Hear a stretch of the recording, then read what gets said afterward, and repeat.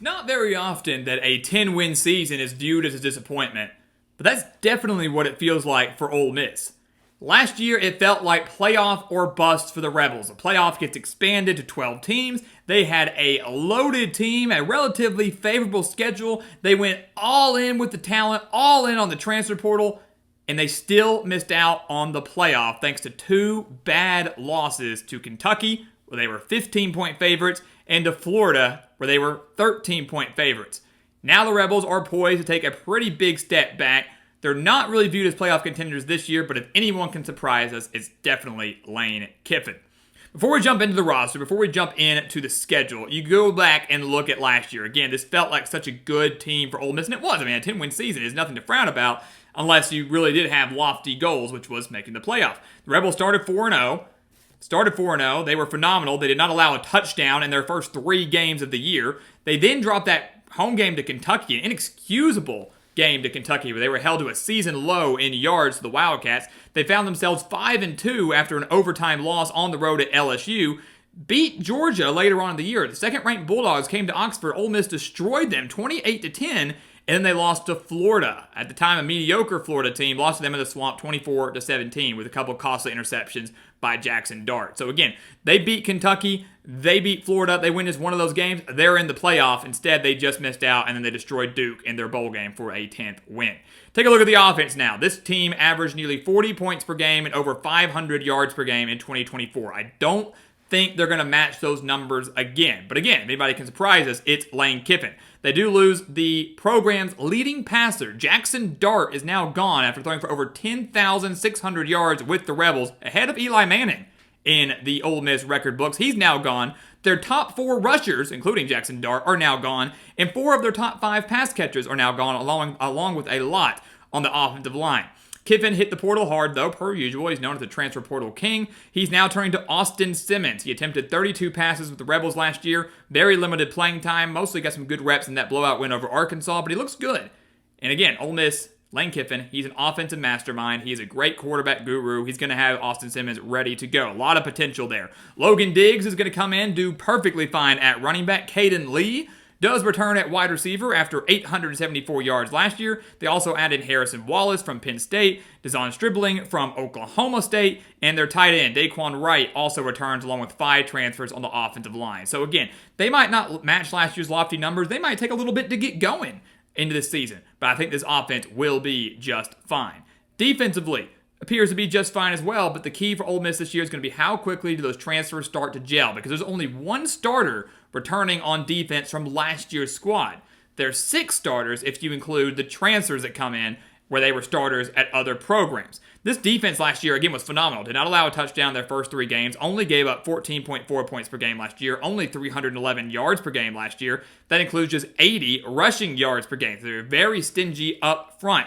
But now the entire defensive line from last year is gone. That is a concern. But Suntarine Perkins is back. He had 10.5 sacks last year at the jack position. 10.5 sacks of the 52 sacks that Ole Miss had in 2024. So they were absolutely unreal when it came to pressuring the quarterback. Alongside him is TJ Daugherty, who was second on the team in tackles last year with 72. They also add in a first-team Sunbelt Conference selection in Jaden Yates, coming in from Marshall, where he had 119 tackles just last year. So some really good quick pickups, some really good returners for Ole Miss. The secondary, like the defensive line, loses practically everybody, but they add some very experienced guys. Jalen Braxton coming in from Arkansas. Arkansas kind of Ole Miss 2.0. Lane Kiffin goes and poaches a lot of good players from the Rebels. That includes tight end Luke Haas as well. Was at Arkansas, now at Ole Miss. Sage Ryan comes in the secondary from LSU. Wyatt Williams comes in, 99 tackles, 3 interceptions last year at ULM. I think Ole Miss is going to be just fine on that side of the ball. But again, how quickly do those transfers begin to gel, especially up front in the defensive line, especially in the secondary, that will dictate their success in 2025. Take a look at the schedule. I'm going to tell you right now, Ole Miss is going to start 4-0 just like last year. I'm not really concerned about any of the games on their schedule up front. They'll beat Georgia State. They'll get revenge on the road against Kentucky, who I think will struggle mightily in 2025, just like they did last year. Kentucky went 4-8. One of those wins just happened to be against Ole Miss. Don't think the Wildcats are going to improve by that much. They're going to beat Arkansas. They beat the Razorbacks 63-31 last year. They had nearly 700 yards of offense on the Hogs.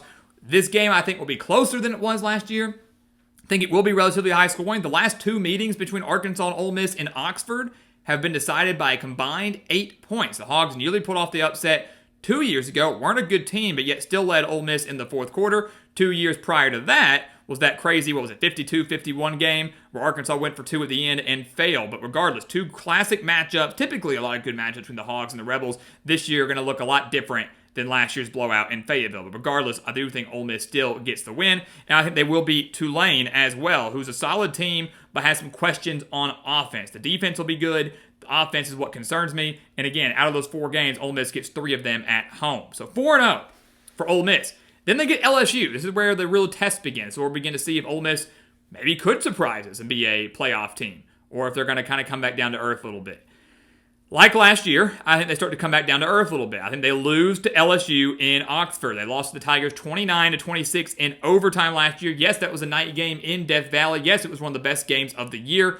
LSU now is, to me, better than they were last year. Ole Miss, you could argue, is a little bit worse than they were last year. Certainly less experienced than they were last year. So even though they have home field advantage, I don't think that's going to be enough for Ole Miss to get the win here. Garrett Nussmeier is one of the best quarterbacks in the country. I think he's going to really threaten this Ole Miss secondary that, again, has talent, but how quickly will they come together? And this LSU defense has 8 starters back. They are loaded at all 3 levels. And I think they're going to give this Ole Miss offense some issues. How quickly do wide receivers build chemistry with Austin Simmons? How great does the offensive line look with a lot of new guys up front? I think LSU is able to exploit them on both sides of the ball. It's close again, just like the last few meetings have been between Ole Miss and LSU, but the Tigers get the better of them in Oxford. Ole Miss is 4-1 heading into their bye week, but we'll make them 5-1 with a win over Washington State. A very intriguing non-conference game midway through the season. Cougars traveling a long way from Pullman to Oxford. Should be a fun one, but Washington State dealing with a brand new head coach.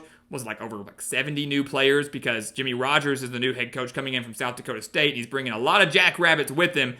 Again, the Cougars might be good offensively, but the Rebels own the significant edge defensively, plus home field advantage. They will get the win 5-1. All right, not too bad at the halfway point of the year. Still in playoff contention, still in SEC title contention, but look at what's coming up next. Back-to-back road games at Georgia and at Oklahoma. 2 very difficult games that I think Ole Miss will lose. They're not going to beat Georgia on the road. A lot of people go, well, we beat them by 18 points last year. We beat them by 18 points last year. We can beat Georgia. Be honest with yourself. Be honest. Yes, Georgia loses a lot from last year too, obviously. And maybe in a good way, one of the losses is Carson Beck, who's now at Miami. Carson Beck was horrendous. Obviously got hurt down the stretch.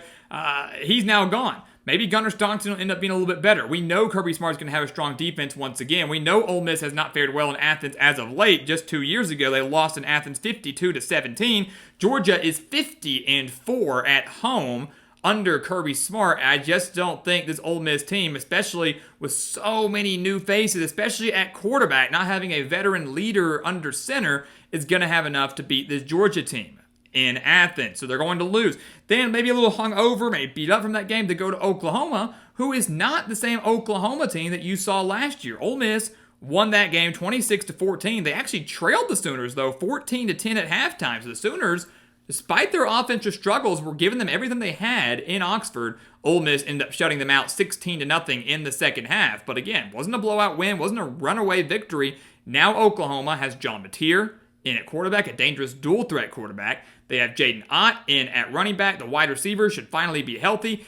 8 guys back on defense, a very good defense at that. This Oklahoma team is maybe the surprise team in the SEC this year. I don't think Ole Miss has enough to win that game on the road. So they're 5-3 and pretty much eliminated from college football playoff contention. I know they kind of tried to argue they should have been under consideration last year with 3 losses. Not going to be the case this year. They had 2 bad losses last year. It was going to keep them out regardless. Really no bad losses here. Georgia, Oklahoma, LSU, none of those are bad. But 3 conference losses pretty much keeps them out of SEC title contention. Probably keeps them out of playoff contention. You look at what's coming up next down the rest of the schedule. I'd say the month of November is actually pretty light. I really do. I mean, 3 straight home games. The road games in-state at Mississippi State. I think it's a very good way for Ole Miss to end the season. None of those really scare me too much for the Rebels, and none of them scare me so much that I would expect them to lose. So I'm actually going to predict Ole Miss to win all 4 of the games in November. So they're going to finish with a 9-3 record. They beat South Carolina, who they defeated by 24 points in Columbia last year. Yes, some would say the Gamecocks are better. Yes, Lenore Sellers is the real deal. But Lane Kiffin's going to rally his troops. He's not going to afford a third straight loss, certainly not at home. I think this Ole Miss defense starts to figure things out. I think they do it before the South Carolina game, but they figured things out. Pressure Lenore Sellers a little bit because the South Carolina offensive line does have some issues there. I think this Ole Miss offense, as continues to figure it out throughout the year, can exploit the South Carolina secondary. They're going to be able to get the win at home. They're going to cruise past the Citadel. They're going to get revenge over Florida after the Gators pretty much ruined their playoff hopes last year. They're going to take it out on the Gators at home on Senior Day, I should add.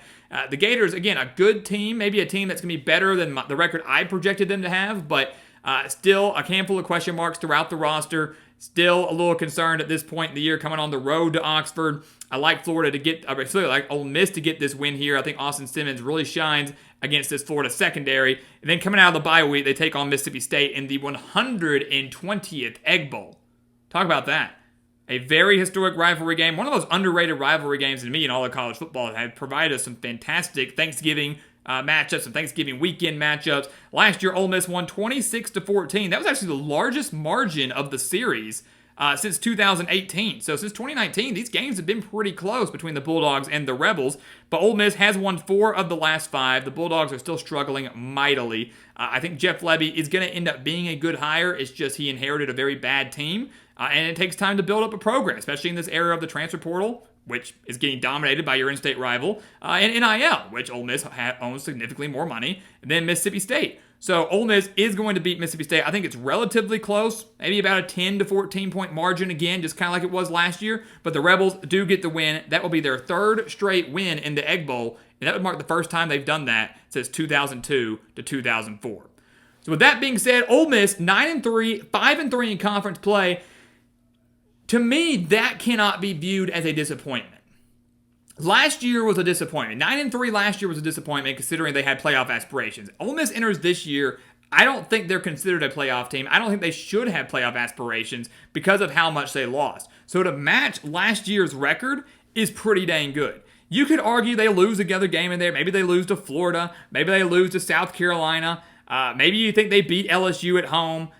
Whatever you want to do. 10-2 gets into the playoff. I definitely don't think they can get to 10-2. I think 9-3 is probably the ceiling for this team. But all things considered, considering how many new pieces they had, considering how many pieces they lost from last year, that's a fairly successful season. They have a shot to get a 3rd straight double-digit win season under Lane Kiffin. And maybe next year, 2026, will be the year the Rebels can have hopes and strives for that college football playoff spot. But 9-3 for Ole Miss for the 2nd year in a row. A shot at another double-digit win season. To me, a success down in Oxford. So guys, as always, thank you so much for watching us here at the Gridiron Expert on YouTube. Make sure to continue to like, comment, subscribe, share our videos, and check out everything down in the description below. That includes our website, thegridironexpert.com, home to our expert picks, which are some of the best college football and NFL spread picks in the entire country. Do not miss out on those. A link for it down in the description below, along with our weekly newsletters, home to tons of exclusive content that you do not want to miss out on throughout this season. So again, over on thegridironexpert.com. And once again, as always, thank you so much for watching, and we'll see you next time right here on The Gridiron Expert. Yeah.